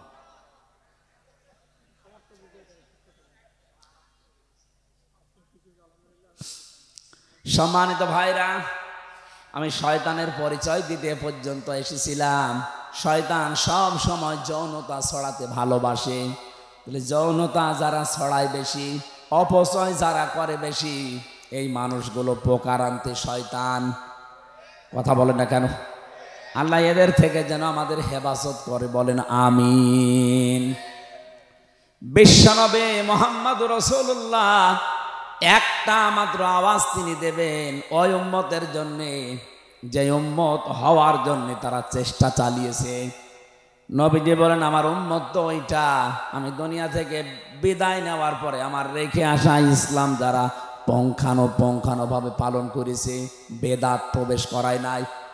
বাংলাদেশের দিকে তাকিয়ে আমাদের আফসোস হয়, কিয়ামতের দিন নবী যখনই আত্মচিৎকার করবে তখন আমরা দাঁড়াতে পারবো না। কোন মুখে দাঁড়াবেন? কারণ তার রেখে যাওয়া ইসলাম আজ আমরা টোকরা টোকরা করে ফেলেছি। কথা বলেন ঠিক কিনা? আমি 51টা দলের পরিচয় পেলাম বাংলাদেশে, অথচ কোরআন এক, হাদিস এক, নবীজি এক, কাবা শরীফ এক। আমাদের যদি 53 দল শুধু নিজের ছোটখাটো মতবাদ নিয়ে ভাগ ভাগ হয়ে যাওয়া লাগে, তাহলে জেনারেল যারা আছে ওদের তো 151টা দল থাকা দরকার। আপনি খোঁজ করে দেখেন 51টা আমি পেলাম আজকে। অবশ্যই দুনিয়ার কোন স্বার্থ সিদ্ধির জন্য, নাম কামানোর জন্য আপনি এই দলটা বানিয়েছেন, না তো কোন কারণে বানালেন বলেন? আহলে হাদিসের ভেতরে 17টা দল, ইসলামপন্থী যারা খেলাফত আন্দোলন, খেলাফত মজলিস মিলে প্রায় 7টা দল। সুন্নিয়াতের দাবি যারা করে, যারা বলে আমরা আশিকে রাসূল, এদের 27টা দল। আপনি মিলান, বাংলাদেশে যে যেই দলে আছে, মতে আছে, যে যেইটা মানে, এক জায়গায় সব এক। একামতে দিনের বেলায় যে দিনে বাংলাদেশে দিন কায়েম করা লাগবে, এই জায়গায় যারা এক, তারা হচ্ছে জামাতে ইসলামী। এই দলের ভেতরে আমি কোনো পার্থক্যটা পাইনি। এদের তো লক্ষ লক্ষ কোটি কোটি ভক্ত এই দেশে অনুসারী আছে, কিন্তু দল হিসাবে সব এক। কথা বলেন না কেন? বাকি যা আছে দেখবেন শুধু সভাপতি সেক্রেটারি একটা দল খুলে বসে আছে। সারা দেশে কেউ নেই, শুধু সভাপতি আর সেক্রেটারি। ঢাকায় কেন্দ্রীয় অফিসও নেই, বাড়ির ভেতরে ছাদের উপর একটা সিলিকুটি মানিয়ে বসে, এটা কেন্দ্রীয় অফিস। এই ভণ্ডামিগুলো যদি এখনো পর্যন্ত বাদ দিতে না পারেন, এখনো যদি দলাদলি করেন, দেখেন 50 বছরের ভেতরে জালেমরা আবার এদের চাষ করবে। আশা করছি আমার ইঙ্গিত আপনি বুঝেছেন। এটা রেকর্ড হচ্ছে, সারা দেশে যাবে। যাদের মাথার ভেতরে এটা ঢুকবে তারা যেন চিন্তা করেন আমার এই ছোট্ট কথাটা। শেষে কিন্তু সুযোগ হারিয়ে গেলে আর দোয়া করেও ফেরত আসবে না। সূরা নূর মুমিনুন, এখান থেকে আমরা 2টা আয়াত পড়েছি। আজকের আলোচনাটা আমরা মানব জীবনকে কেন্দ্রীয় করে সাজিয়েছি। আল্লাহ পাক আমাদের একটা দুর্বল জায়গায় আঘাত দিয়ে স্মরণ করাচ্ছেন, ওয়ালাকাদ খলাকনাল ইনসানা মিন সুলালাতিন মিন তিন। অবশ্যই আমি আল্লাহ মানুষকে মাটির নির্যাস দিয়ে বানিয়েছি। আল্লাহ আমাদেরকে মাটি দিয়ে বানিয়েছে, মাটির নির্যাস দিয়ে বানিয়েছে। এ কথা বললেন কেন? আমরা অনেকেই আল্লাহকে ভুলে গেছি। এই দুর্বল জায়গাটায় আল্লাহ আঘাত দিয়ে আমরা যেন ফিরে আসি, প্রথম নম্বর কারণই এইটা। বাস্তবতা দেখি আমরা তো ফিরে আসি না, আমাদের বিদ্যা আরো বেড়ে যায়। আল্লাহ রাব্বুল আলামিন বলেন, হাল আতা আলাল ইনসানি হিনুম মিনাদ দাহারি লাম ইয়াকুন শাইআম মাযকুরা। ও মানুষ, তোমার জীবনে কি এমন সময় অতিবাহিত হয়নি যে সময় তুমি উল্লেখ করার মতো কিছু ছিলে না? তাফসীরে ফি জিলালিল কোরআন থেকে কয়েকটা তথ্য পেয়েছি, একটু মিলাবেন। মানুষের এই জায়গায় আল্লাহ কেন আঘাত দিলেন? আমরা যে মাটির তৈরি, তার 3টা কারণ। 1 নম্বরে আমাদের যিনি আদি পিতা হযরতে আদম এবং হাওয়া, এই 2 জনেই কিসের তৈরি? মাটির। বলেন বলেন। সন্তান যদি মাটির হয়, বাবা যদি মাটির হয়, সন্তানও মাটির হবে। বাবা যদি আগুনের হয়, সন্তানও আগুনের হবে। কথা বলেন ঠিক কিনা? 2 নম্বরে সব খাদ্য দুনিয়ায় মাটি থেকে উৎপন্ন হয়। এই জন্যে এখান থেকে শিক্ষা যে আমরা মাটির তৈরি। পৃথিবীর এমন কোনো খাবার নেই যার মূল মাটি না, মাটি থেকে সব। 3 নম্বরে মাটি থেকে খাবারের পরে খাবার তৈরি হয়, তৈরি হওয়ার পরে এটা দিয়ে বীর্য তৈরি হয়। বীর্য বাবার স্ফলিঙ্গ দিয়ে মায়ের রেহেমের ভেতরে প্রবেশ করে। মূল জিনিস কিন্তু মাটি। মূল কি? বিজ্ঞান প্রমাণ করছে এই মাটি দিয়ে মানুষকে আল্লাহ বানিয়েছে। এই মাটির ভেতরে কমপক্ষে 10টা উপাদান পাওয়া যাচ্ছে। মানুষের এই পুরা বডি আল্লাহ পাক বানিয়ে দেখা গেছে 13টা জিনিস পাওয়া যায় মানুষের ভেতরে। এক মাটির ভেতরে আছে 10টা। কয়টা? আমি মাটির ভেতর থেকে মৃত্তিকা গবেষণাগার আছে গাজীপুরে, এই তথ্যটা ওখান থেকে পেয়েছি। 10টা জিনিস তারা মাটি থেকে বের করেছে। মাটির ভেতরে অক্সিজেন আছে, সিলিকন আছে, অ্যালুমিনিয়াম আছে, আয়রন আছে, ক্যালসিয়াম আছে, পটাশিয়াম আছে, সোডিয়াম আছে, ম্যাগনেসিয়াম আছে, নাইট্রোজেন আছে, হাইড্রোজেন আছে। কয়টা? বলেন বলেন। এই 10টা জিনিস শুধু মাটির ভেতরে। আল্লাহ রাব্বুল আলামিন বলেন, ইয়াখরুজু মিন বাইনিস সুলবি ওয়াত তারাইব।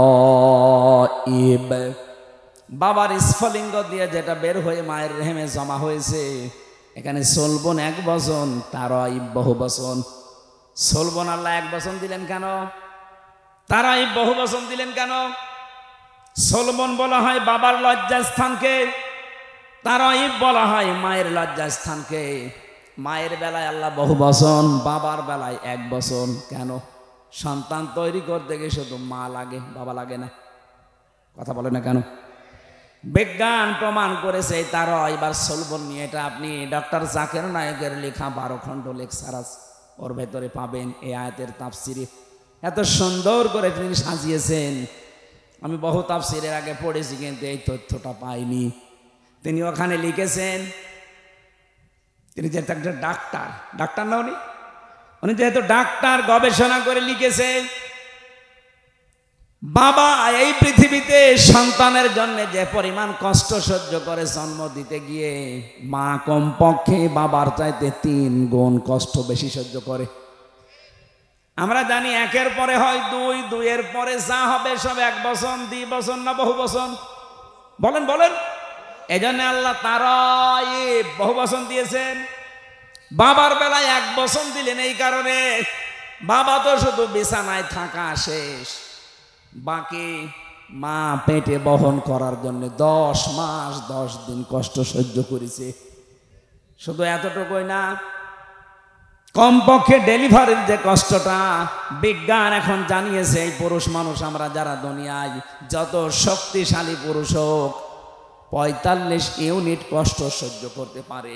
কত? 45 ইউনিটের বেশি কষ্ট একজনকে দিলে সে হয় হার্ট অ্যাটাক করবে, না মারা যাবে।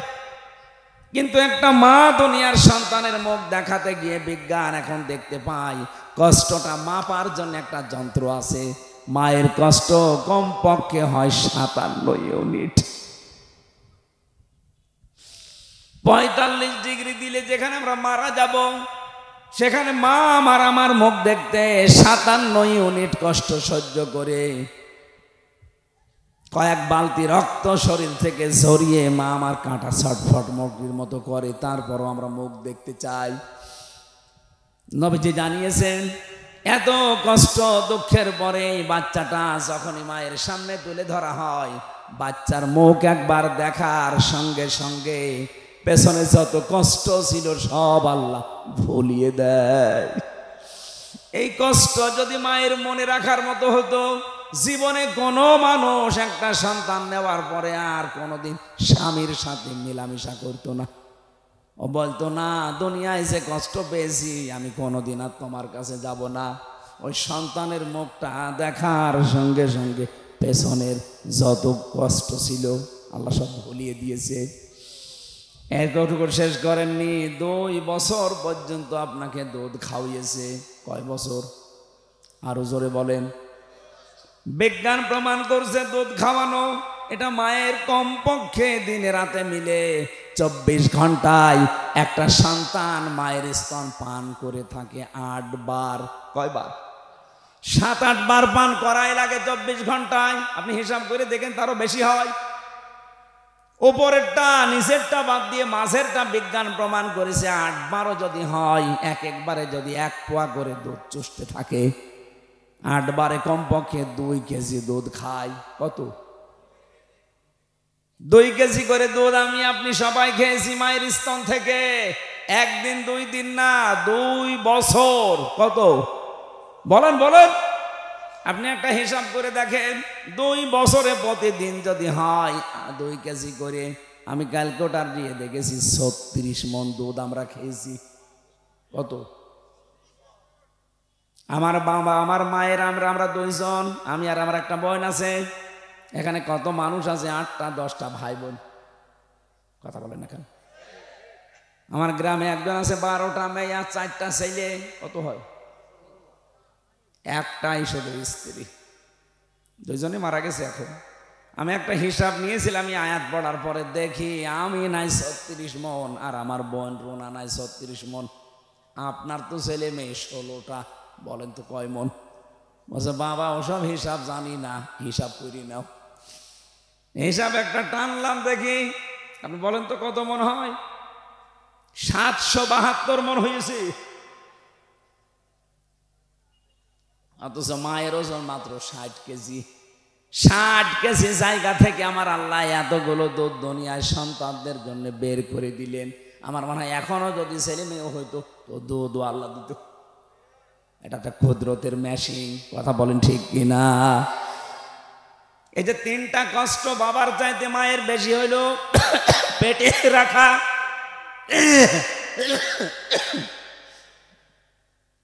শুধু পেটে রাখা না, ডেলিভারির কষ্ট সহ্য করা আর দুনিয়ার মুখ দেখানোর পরে 2 বছর দুধ খাওয়ানো। নবীজি জানিয়েছেন, পৃথিবীর মানুষেরা, তোমাদের কাছে বাবার তুলনায় মায়ের গুণ আমি 3 গুণ বৃদ্ধি করে দিয়েছি এই তারাইবের জন্যে। জোরে বলেন সুবহানাল্লাহ।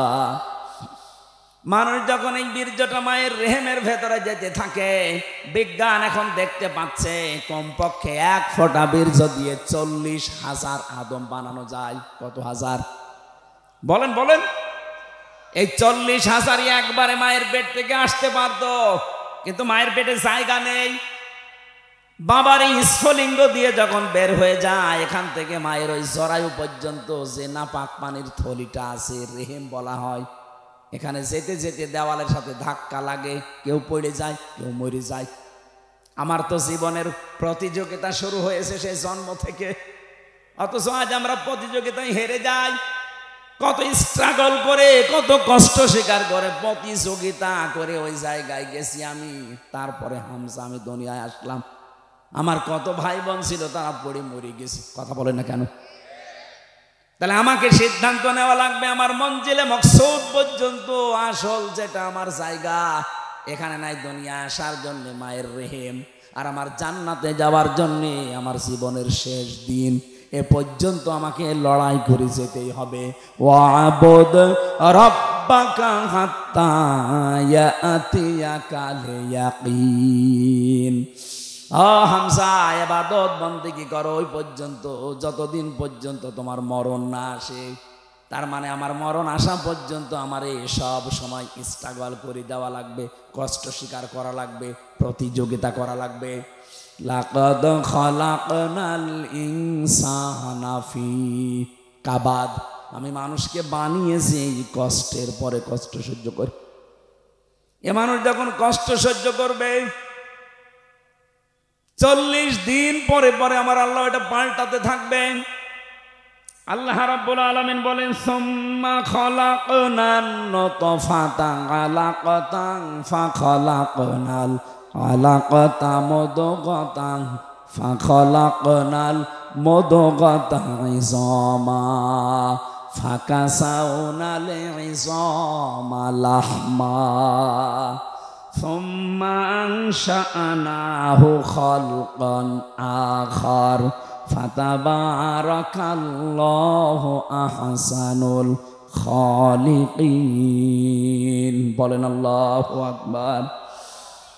একটু নিজের জীবনের দিকে তাকান। আপনি সেজদা দিতে বাধ্য হবেন আল্লাহকে। বড় বড় নাস্তিক হোক, মানি না তোর আল্লাহকে, এই কথাও যারা বলে, তারা আয়াত পড়ার পরে নত হতে বাধ্য, যদি বুঝে থাকে। আল্লাহ পাক বলেন, একটা ইন্টেনসিভ কেয়ার ইউনিট যেখানে দুনিয়ার কোনো সার্ম যেতে পারে না, এই জায়গায় 40 দিন ধরে রাখলাম। এরপরে আমি নোতফা থেকে ধরে আমি আলাক বানালাম, এরপরে আলাক থেকে তোকে আমি মদগা বানালাম, এরপরে মদগা থেকে চামড়া দিয়ে গোশত দিয়ে এটা আমি ঢেকে দিলাম। শুধু ঢেকে দিয়ে শেষ করিনি, এই গোশতগুলো যেন পচন না ধরে এমন একটা কাবার দিয়েছি। এই কাবার যাকে দিয়েছি ওইটাই ফাইনাল। এটা আমার যে চামড়া আছে, আমার শরীরের কোনো চামড়া যদি কেটে এখানে লেগে দেন, এটা ভালো হয়ে যাবে। যদি পুড়িয়ে যায়, কেটে যায়, ছিঁড়ে যায়। আমার আর চামড়া প্রিন্সিপালের এক না, দেখতে এক হলেও আমার শরীরের ভেতরে ৯,৭৬৮ প্রকার চামড়া আল্লাহ দিয়ে রেখেছেন। কিন্তু এক একটা জায়গার চামড়া এক এক রকম। এই হাতের তালুতে যে চামড়া আছে, এইটা যদি উপরে দিত, জীবনেও কোনো কিছু ধরে আপনি আটকিয়ে রাখতে পারতেন না। কথা বলেন ঠিক কিনা? 2টা জায়গার চামড়া আল্লাহ পুরা আলাদা করে দিয়েছেন, লজ্জা স্থানের আর জহ্বার। এত এত চামড়া দিলেন শরীরের ভেতরে গোশতগুলো সংরক্ষণ করার জন্যে। আল্লাহ পাক বলেন, মানুষের ভেতরে আমি হাড্ডি দিয়েছি, 360টা জোড়া দিয়েছি। নবীজি বলেন, তোমরা প্রতিদিন এই জোড়া আছে আল্লাহ দিলেন 360টা, সাদগা দান করবা, তাহলে এই জোড়ার হক আদায় হবে। সাহাবেরা বলে, হুজুর আমরা গরিব মানুষ, টাকা পয়সা। বিশ্বনবী বলেন, 2টা কাজ করতে পারলে এই হাড়ের সাদগা আদায় হয়ে যাবে, জয়েন্টের। মসজিদের ভেতরে যদি কোনো ময়লা দেখো নিজের দায়িত্বে তুলে ফেলে দিবা। 2 নম্বরে দস্তরখানা বিছিয়ে খাবার খাবা, যদি খাবার পড়ে যায় ওই খাবার তুলে খাবা। অথচ এই 2টা আমলের একটাও আমরা ধনী মানুষরা করতে চাই না। বলি এ আবার কাজ হইল? মসজিদের ময়লা পরিষ্কার করার জন্য ইমাম আছে, খাদেম আছে, মুয়াজ্জিন আছে, ওরা আমি লাট সাহেব, আরে ভাই আপনার এই হাড়ের এই যে 360টা জোড়া দেওয়া আছে, জোড়ার সাদগা দেবে আপনার কোন বাবা? এটা সাদগা দুনিয়ায় আদায় করা জায়গা, এটা করে যাবেন। মসজিদে প্রবেশ করলে এটা আপনার দায়িত্ব হয়ে পড়ে। কথা বলেন ঠিক কিনা? একটা খড়কোটা পড়ে আছে, থুতু পড়ে আছে, কপ পড়ে আছে, পরিষ্কার করে দেন। দস্তরখানা বিছিয়ে খাবার খাওয়ার অভ্যাস করেন। আল্লাহ রাব্বুল আলামিন বলেন প্রত্যেক জায়গায় যে জোড়া দিয়েছি সব জোড়া আবার এক না, প্রত্যেকটা হাড় আলাদা আলাদা মাপ। এক এক জায়গার হাড় এক এক রকম। হাড়ের ভেতরে আবার গিরো দিয়েছি। যদি হাড় সোজাসুজি করে দিতাম জীবনও কিছু ধরতে পারতে না। এই যে গিরোগুলো দিয়েছি প্রত্যেকটা আঙ্গুলে, জয়েন্টে, এগুলো আবার নাট সিস্টেম করে দেয়নি যে খুলে রেখে দেবা, তাহলে চুরি হয়ে যেত। এমন সিস্টেম করে দিয়েছি নিজের ভেতরেই থাকবে, শার্টও করতে পারো, জমাও করতে পারো। কথা বলেন ঠিক কিনা? আল্লাহ পাক বলেন এই যে আস্তে আস্তে 3:40-এর পরে যখন তোর ভেতরে খাবারের উদ্রেক দেখা যায়, মায়ের মাসিক অসুখ বন্ধ করে নাভির সাথে নাভির তার জড়িয়ে আমি খাবারের ব্যবস্থা করি। এতটুকু শেষ হয়নি, 6 মাস হবার পরে এখন 3টা জিনিস তার লাগবে, মাস্ট বি। একটা হচ্ছে শ্রবণ শক্তি, একটা হচ্ছে দর্শন শক্তি, আর একটা বাক শক্তি।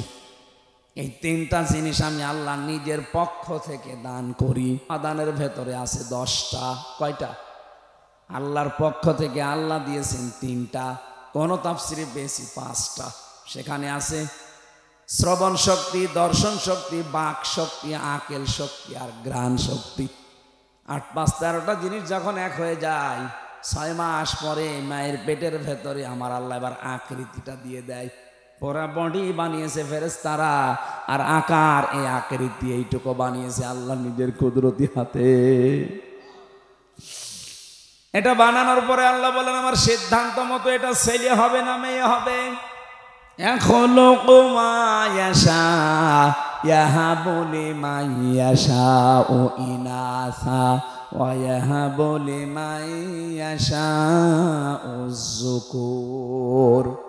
এটা ছেলে না মেয়ে সিদ্ধান্ত যখন আমি দেই, মায়ের রেহেমের ভেতরে তোমাদের আকৃতি আমি আল্লাহ নিজের মন মতো করে বানিয়েছি। এটা বানানো কমপ্লিট হওয়ার পর ফেরেশতারা বলতে থাকে আল্লাহ এটা বের করার দায়িত্ব। আল্লাহ বলেন আমার আল্লাহু আখরাজাকুম মিন বুতুনি উম্মাহাতিকুম। আস্তে করে বাচ্চার আকারে তোকে আমি ওই ছোট্ট জায়গা দিয়ে বের করে নিয়ে আসবো। এ দায়িত্ব কার? আরো জোরে বলেন। কিন্তু এখন আমরা অধিকাংশ শ্বশুর আর শাশুড়ি জামাইয়ের ওপরে চাপ দিয়ে দায়িত্ব দিয়ে দিয়েছি ডাক্তারকে। কথা বলেন না কেন? শ্বশুর শাশুড়ি যারা আছেন একটু শক্ত হতে পারেন না? আপনার জাদুর কষ্ট হবে এই বলে যদি আপনি তাকে জামাইকে চাপ দিয়ে সিজার করান, আপনি জানেন তার কি ক্ষতি করে দিলেন। প্রথমে যে সিজার করেছে নরমালে বাচ্চা হওয়ার চেষ্টা না করে আন্দাজে যারা সিজার করে, সিজার তো ওই সময় হবে যখন পেন উঠবে, নরমালে হচ্ছে না, ডাক্তারদের বোর্ড বসবে, বোর্ডে সিদ্ধান্ত হবে, এরপরে সিজার। আমার মনে হয় প্রথম সন্তান যাদের হবে এ সময় সিজার না করে খুব বেশি বেশি নরমালের চেষ্টা করবেন। একেবারে না হলে মেডিকেল বোর্ড বসাবেন, ডাক্তারদের বোর্ড বসে সিদ্ধান্ত নেওয়ার পরে সর্বশেষ। হ্যাঁ মরে গেলে যাক। প্রশ্ন আসতে পারে মেয়ে তো আপনার না। আরে ভাই মেয়েকে আপনি সারা জীবন রাখবেন, ওই যে সন্তান হতে যে যদি মারা যায় তো শাহাদতের মরণ পাবে, শহীদ হয়ে উঠবে কিয়ামতে এই সন্তানটার কারণে। আর আপনি যা করে দিলেন সারা জীবনের জন্য আপনার জামাইয়ের কাছে ও সংসারের অযোগ্য হয়ে যাচ্ছে। আমি গোপন কথা বললাম না। যত মানুষ এখানে বসে আছে স্টেজের দিকে তাকান, এদের একটার মাকেও তো সিজার করা লাগে নাই, এরা কি আসে নাই দুনিয়ায় নাকি আকাশ থেকে পড়িস? এরাও তো মানুষ, আমরাও তো মানুষ, আমরা যদি আসতে পারি মায়ের পেট থেকে তো ওরা পারবে না কোন কারণে? অধিকাংশ গুলো পারে না। আমি যা দেখি শ্বশুর শাশুড়ির কারণে। ওরা বলে না আমার জাদুর কষ্ট হবে, তো জাদুর কষ্ট হবে ওই কাজ করে দিলে সারা জীবন যে সংসারের অযোগ্য হয়ে পড়বে, তখন জামাইয়ের কথা শুনতে শুনতে বাকিটা আর বললাম না। এক কথা বলেন না কেন? আর একটা বিয়ে করতে যাবে, হ্যাঁ আমার মেয়ে রেখে আর একটা বিয়ে করবে মানে তার মেয়ে তো তুই নষ্ট করে ফেলেছিস। আল্লাহ রাব্বুল আলামিন বলেন একটা আলাদা আকৃতি তোমাকে দেওয়ার পর এই দুনিয়াতে আমি নিয়ে আসলাম। কত উত্তম সৃষ্টিকারী আমি আল্লাহ, তুমি লক্ষ্য করেছো? কেন এই বিশাল জায়গা দিয়ে দুনিয়ার ময়দানে বিশালত্ব একটা বিশাল পৃথিবীতে তোমারে রাখলাম কেন জানো? আমি চাই দুনিয়ায় কিছুদিন ঘোরাফেরা করার মাধ্যমে একটা পরীক্ষা দিয়ে আসো। আল্লাযী খালাকাল মাউতা ওয়াল হায়াতা লিয়াবলুয়াকুম আইয়ুকুম আহসানু আমালা। আমি চাই তোমরা একটা পরীক্ষা দিয়ে আমার কাছে আসো, ভালো কাজ কে করতে পারো। সুম্মা ইন্নাকুম বাদা যালিকা লামাইয়িতুন, এরপরে আমি তোমাদেরকে মউত দেব। কি দেব? এইটাই দুনিয়ার ফাইনাল খেলা, মরতেই হবে। ও বগুড়াবাসী, আল্লাহ এই জন্যে আয়াত শুরু করেছেন আল্লাহ দিয়ে খলাকল মাউতা দিয়ে, যে মউত বানিয়েছে আগে, এরপরে ওয়ালা হায়াতা, হায়াত বানিয়েছে। আমি সহ আয়াত থেকে শিক্ষা নিতে চাই, মরাই যখন লাগবে দুনিয়ায় সে যাই করি না কেন, করছি না কেন, আমার যে আসল টার্গেট জান্নাত, মরা যেহেতু লাগবেই লাগবে, আগে ওই টার্গেটটা ফুলফিল করি। কথা বলেন ঠিক কিনা? এই কথাটা শেষ। এখানে যত মানুষ বসে আছি 100 বছর পরে এখানে আর কেউ থাকবো? বলেন বলেন। যত মানুষ এখানে আছি যদি ওর 1 বছর বয়স হয়, 100 বছর পরে আমরা সবাই মাটির নিচে। এখানে এরকম মানুষই থাকবে, কিন্তু সব নতুন মানুষ। কথা বলেন না কেন? তারা এখনো দুনিয়ায় আসেনি, আসবে। 100 বছর পরে বগুড়া থাকবে, এই জমিনটা থাকবে, গাবতলী থাকবে, কর্ণীপুর থাকবে, কিন্তু এখানে আমরা একজনও থাকবো না, নতুন মানুষ জমা হবে। 200 বছর পরে যদি আপনি এই বগুড়ায়, এই গাবতলী, কর্ণীপুরে এই যে 2 তলা বাড়ি দেখছি, এই বাড়িতে কেউ যদি এসে 200 বছর পরে বলে এই বাড়িটা আমার ছিল, ঝাঁটা পিটা করবে আপনি। এই দুনিয়া। আল্লাহ বলেন সুম্মা ইন্নাকুম বাদা যালিকা লামাইয়িতুন সুম্মা ইন্নাকুম ইয়াউমাল কিয়ামাতি তুবআসুন। এরপরে আবার তোকে আমার সামনে হাজির করব, আমার সামনে 5টা প্রশ্ন তোকে জিজ্ঞাসা করব। ওই 5টা প্রশ্নের সঠিক জবাব দিতে হলে দুনিয়ায় তোকে 3টা কাজে আনন্দ পাওয়া লাগবে। 1 নম্বরে কেউ যদি ইমানের স্বাদ পেতে চায়, সে যেন তার রবকে রব পেয়ে খুশি থাকে। 2 নম্বরে সে যেন ইসলামকে জীবন ব্যবস্থা পেয়ে খুশি থাকে। 3 নম্বরে সে যেন মুহাম্মদুর রাসূলুল্লাহ বাদ দিয়ে অন্য কাউকে আদর্শ না মানে। ফেরাউনের কথাটা আমরা সবাই জানি, ও যখন মারা যায় ওই সময় কিন্তু বলেছে আন্নাহু লা ইলাহা ইল্লাল্লাযী আমানাত বিহি বানু ইসরাইল। হে আল্লাহ, আমি তোমাকে বিশ্বাস করি। কেমন করে? বনি ইসরাইলরা যেভাবে তোমারে বিশ্বাস করে, ঈমান আনে, আমি ওই রকম বিশ্বাস করি। ওয়ানা মিনাল মুসলিমিন, আমি তো মুসলমান। এরপরও তোমার ফেরেশতারা আমারে পানিতে চোবাই আবার উপরে তোলে। আল্লাহ বলেছিলেন আল আন, এখন। আমি আয়াতের তাফসিরে 2টা শিক্ষা পেয়েছি, খুব খেয়াল করবেন। ফেরাউন কেন পোলা কালেমা পড়তে পারলো না? ও কিন্তু আল্লাহর একাত্মবাদের ঘোষণা দিয়েছিল। কি কথা বলেন না কেন?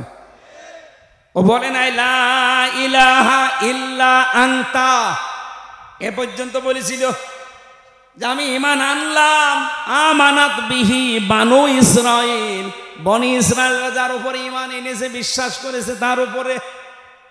কিন্তু ওকে আল্লাহ ঈমান নসিব করার নিয়ে একটাই কারণ, তো আল্লাহকে স্বীকার করেছে। কিন্তু ওই জামানার যিনি প্রেরিত পুরুষ হযরত মুসা নবী, তিনি নবী আবার রাসূল। কথা বলেন না কেন? তিনি বড় কিতাব পাননি তাওরাত, এজন্য তিনি একদিকে নবী আর একদিকে ফেরাউন। আল্লাহর একাত্মবাদের ঘোষণা দিয়েছে কিন্তু রেসালাতের ঘোষণা দেয়নি। ও যদি বলতে মূসা কালিমুল্লাহ, আল্লাহরে মাফ করে দিত, কিন্তু আল্লাহর একাত্মবাদের ঘোষণা দিয়েছে, রেসালাতের ঘোষণা দেয়নি, এজন্য ঈমান নসিব হয়নি। আজ বাংলাদেশে এই বগুড়াতে বহু মানুষ এখানেও বসে আছে, বলে আমি আল্লাহকে মানি, কি করে? নামাজ পড়ি, রোজা রাখি, দান করি, জিকির করি।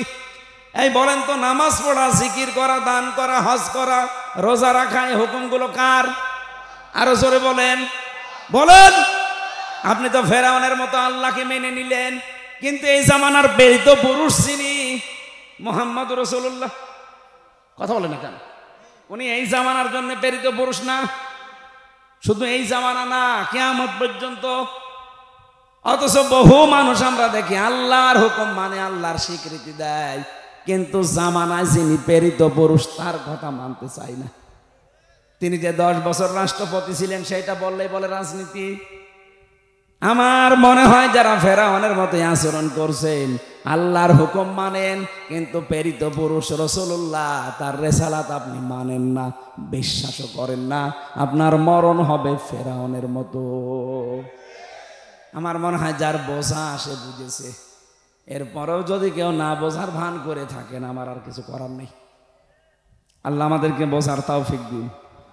মানব সৃষ্টির রহস্য এ সম্পর্কে আজকের আলোচনাটা আমি বই আকারে পেশ করছি। আমার গাড়িতে এই বই আছে, পুরাটা সাজানো আছে, ওটা নিয়ে লিখে শিক্ষিত মানুষরা নিয়ে যাবে। ফ্যান সরিয়ে দেন, আল্লাহুম্মা আমিন। লা ইলাহা ইল্লা আনতা সুবহানাকা ইন্নী কুনতু মিনাজ জালিমিন। রব্বুল আলামিন, গভীর রজনীতে তোমার শাহী দরবারে হাত তুলেছি, যতটুকুই শুনেছি আমাদের জীবন সম্পর্কে, আল্লাহ তোমাকে সেজদায় অবনত হওয়ার তৌফিক দাও। আজকের আলোচনার সওয়াবগুলো নবীজির রওজায় পৌঁছিয়ে দাও। আমি অসুস্থ, কথা বললেই বুকে ব্যথা করছে, কাশি চলে আসতেছে। আল্লাহ তাআলা ডাক্তাররা রেস্টে থাকতে বলে, তোমার বান্দা বান্দিদের আকুতি মিনতির কারণে আমারে আশা লাগে। তুমি যখন মুক্ত জীবনে আমারে ফিরিয়ে দিয়েছো, মেহেরবানি করে আমাকে তুমি কণ্ঠটা ভিক্ষা দাও, আমার শরীরটা তুমি আগের অবস্থায় ফিরিয়ে দাও। মাহফিলের সভাপতি, প্রধান অতিথি, বিশেষ অতিথি যারা আছে, এই মাহফিলটা যারা সাজিয়েছে, যে যুবকরা চেষ্টা চালিয়েছে, মা বোনেরা পর্দার আড়ালে বসে আছে, সবাইকে তুমি কোরআনের জন্য কবুল করে নাও। অসুস্থ শরীরের কারণে আজকে আমি শেষ করে দিলাম। আগামীতে বগুড়ায় যেখানে অনুষ্ঠান আছে, আমার শরীর সুস্থ করে সেখানে নিয়ে যেও আল্লাহ। এলাকায় মাঠের নিচে যারা কবরে আছে, আল্লাহ কবরগুলো জান্নাত বানিয়ে দাও। আগামীতে কোরআনের এই অনুষ্ঠানটা বিশাল আকারে মঞ্জুর করে নাও। কখন কার কাছে মরণ আসে জানি না, আজরাইল আসলে যেন বলতে পারি লা ইলাহা ইল্লাল্লাহু মুহাম্মাদুর রাসূলুল্লাহ।